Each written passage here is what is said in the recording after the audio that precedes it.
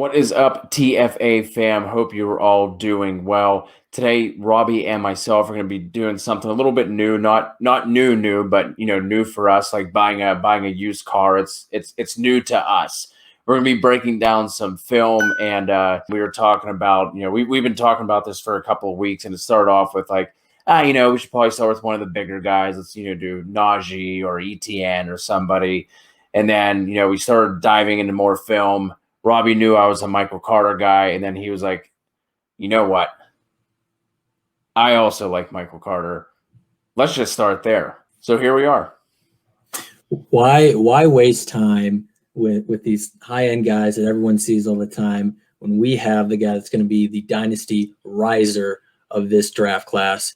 Let's just get right to MC. Yes, sir. So we're not going to really jump into a lot of his background production, all that stuff. We're going to try and keep these a little shorter. I did do a Michael Carter draft breakdown. So if you want to check that one out after this video is over, head over to the Fantasy Authority YouTube and you can find it on there. So with that out of the way, we're going to check out his 2020 game against Wake Forest. First of all, huge shout out to everyone that's doing these cut-ups.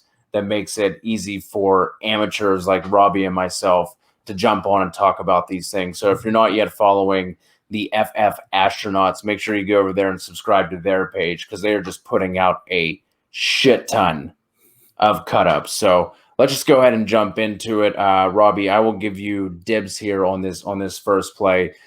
Just tell me what you are seeing here. Yeah, so what I really like about this play is you see, if you can go back, you see he gets hit right here at the 23-yard line, 25-yard line. He's going to start getting hit, and he somehow still manages to get extra yards. You're going to see a lot of this when watching Michael Carter film, is that when he gets hit with contact, he's always going to be gaining an extra 3, 4, 5 yards. So he kind of Houdini's his way into extra yardage a lot after contact. Yeah, and the thing that I like that you will see often with him as well is he is really good at, one, setting up his blocks, and then two, reading the defender's leverage. So he's patient to the line. He comes all the way toward the bottom of the screen. That sucks that defender down, lets his tight end get out there to hit that block, and then just plants his feet and drives upfield. Yeah, that tight end has to basically pull from the other side, and so he gives him that time to cut right inside on his left shoulder there, right there, where I think that's just like you said, being patient with your blocks and letting them get set up. That's a big piece with his game as well. Yep, and then just a simple run here. And the other thing with Carter is that like he doesn't do a lot of things that are like super flashy either.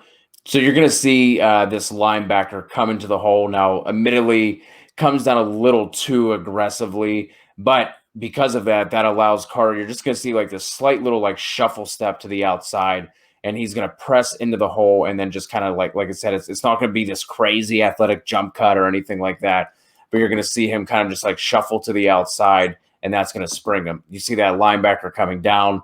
He goes slow toward that hole, and then, like I said, just bounces it to the outside and picks up those yards.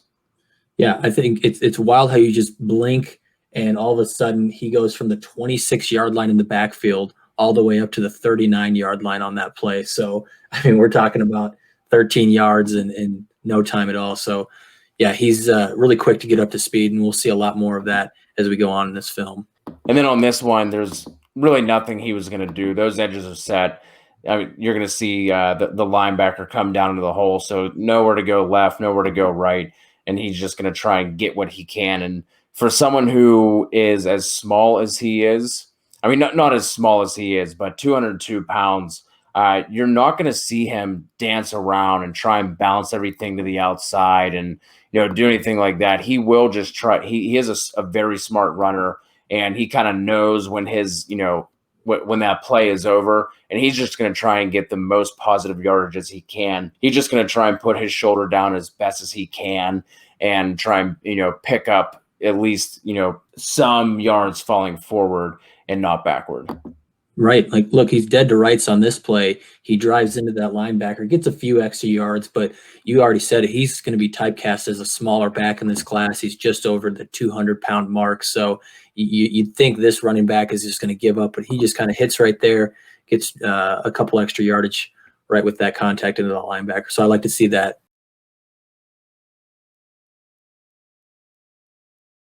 5'7", 202. That's just not going to be something you're going to see him do all that often. He can break some tackles. He's not going to go down on first contact all the time. But if that last run was somebody like his, I don't know, his teammate Javonte Williams, he's running through that dude. On this play here, you're going to see 72 in the middle of your screen just completely whiff on this block. 5 is just going to dip underneath him, and then this I think it's a guard who's pulling 75 is just not going to give much help, and his eyes are just going upfield. I would like to see Carter on this one kind of use a jump cut and bounce out to the left, because like I said, I do think he knows how to read defenders' leverage really well, and I think he can process things well. There's just one of those instances where he does not do that. So right here, you can see that defender has the inside leverage, and you would like to see him bounce this out. But like I said, he just completely whiffs on that block. And then maybe he thought 75 was going to chip him there, but 75 just runs up to the safety. And then, that play is over right there. But still gets a little bit extra yardage and, falls forward.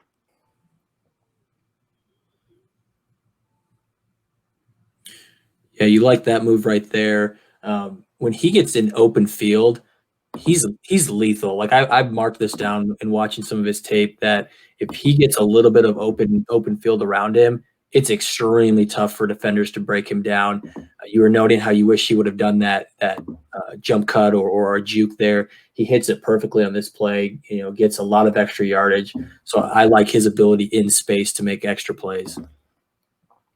And again, it's not flashy either. It's not that dead leg that, DeAndre Swift had from last year, where he just completely jukes a guy out of his socks.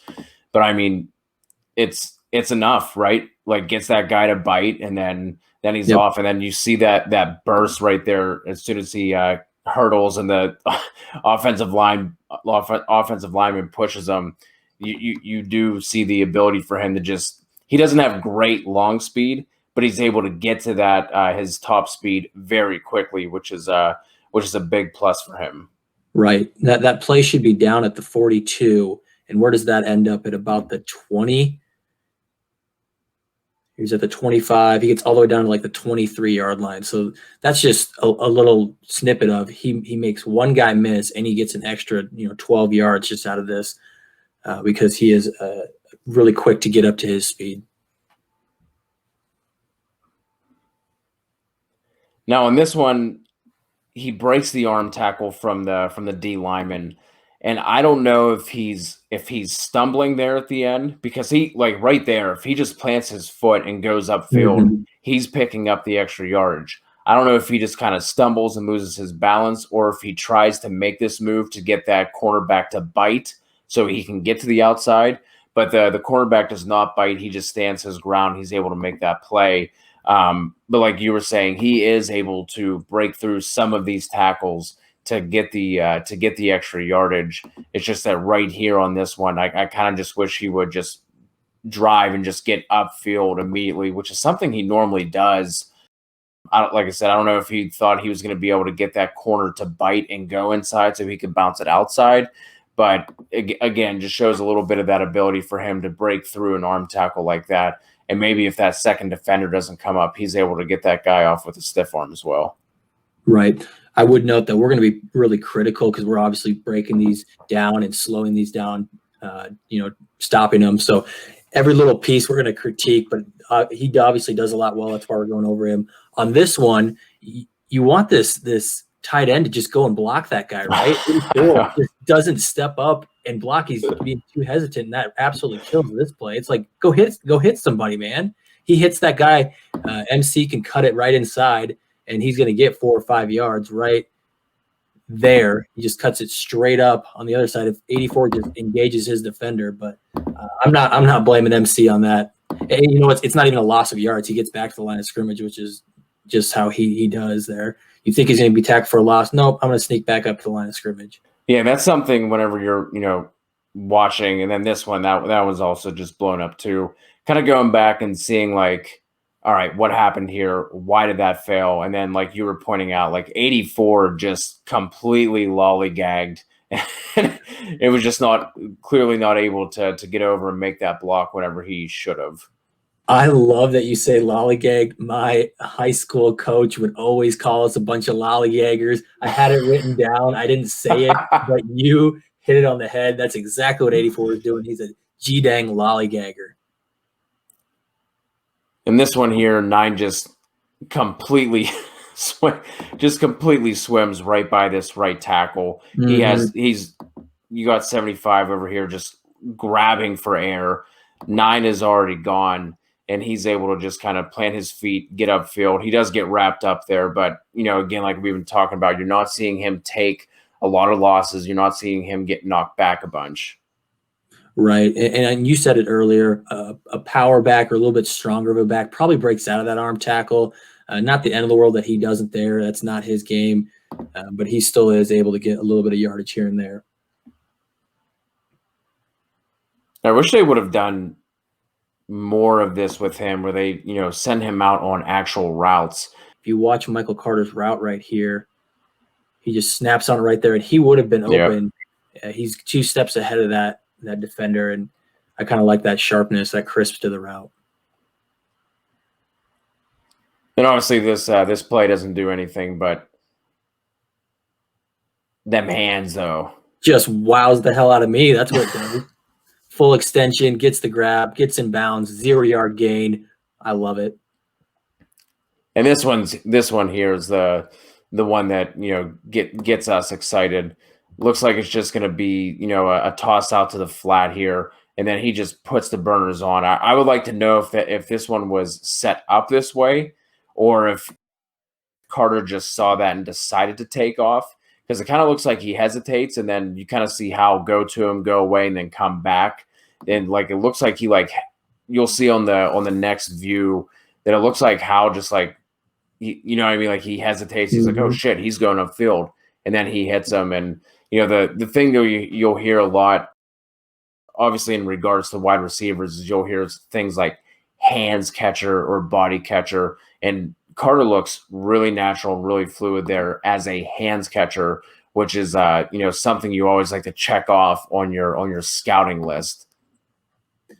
Yeah, and I just love how that's a linebacker that's not going to be able to no chance. Him. You get NFL linebackers. You'll get 1 out of every 5 NFL linebackers that'll be able to keep up with him, though. But once he hits that, most linebackers aren't going to be able to stay with him, even at that next level. He just turns on that burner there. Simple wheel route, 4-6. Yeah, that's the look that I was talking about right there, where it's just like, oh shit, he's going. So that's one I would like to know if like that was just a smart play on Carter's part, or if that's how, if that was going to be a will route through and through.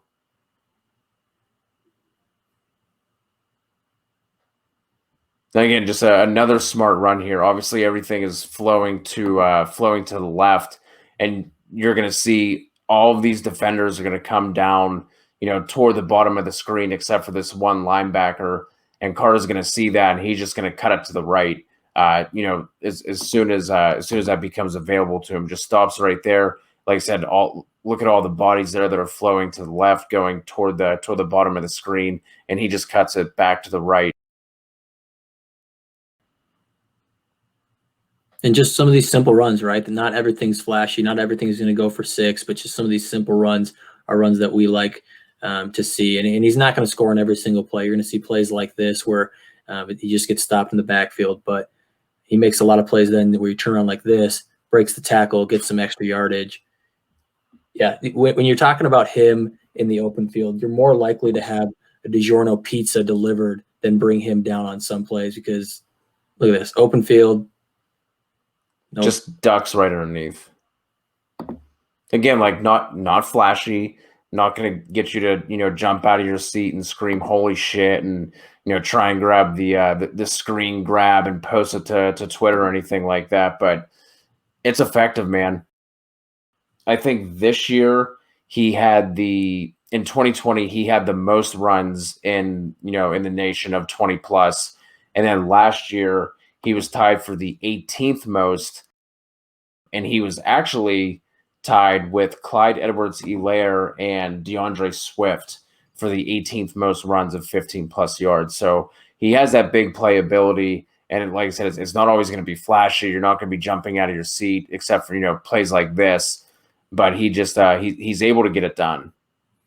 Yeah, this clip is actually my favorite of the entire reel, even better than the wheel route, because he leaps over a guy that, let's throw out some props to his running mate, Javonte, just lays out this linebacker, which I love to see. But then he leaps over him and then just turns on the burners, man. Like, he doesn't get away from the guy because obviously the linebacker has a better angle on this, but he gets, a 25-yard gain out of this just because he's able to get so much extra yards once he hops over that guy.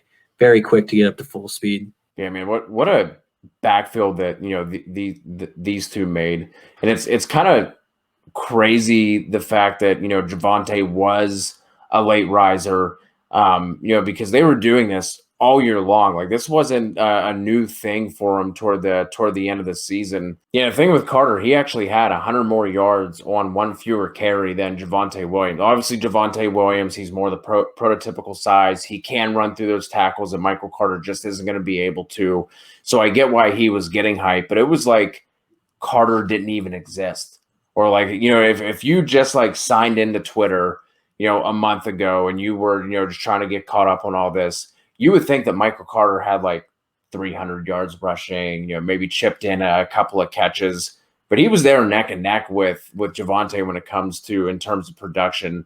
Like I said, he just, unfortunately, the thing that he lacks, he's not going to be able to really work on between now and the combine. Like, he's not going to add 4 more inches of height and 30 pounds of weight. And unfortunately, he's not going to be able to do that. But I do think that he can be a really solid RB2 for your team's flex play at worst. And we were talking about him being a riser at the beginning of the show. But I think because of his size and with some of these other backs, I really don't think he's going to rise up that much. So I still think he's going to be a value. Super flex leagues, I think he falls to like the end of the second. And I think in 1 QB leagues, like, you're looking at mid-second at the highest. Yeah, I'm really interested to see how much these running backs rise up, because you even talk about Javonte, who I think when I was looking at DLF's rankings, he was like 13 overall. So he was even going in the second. And I think that's because a lot of the Devy names were all still above him.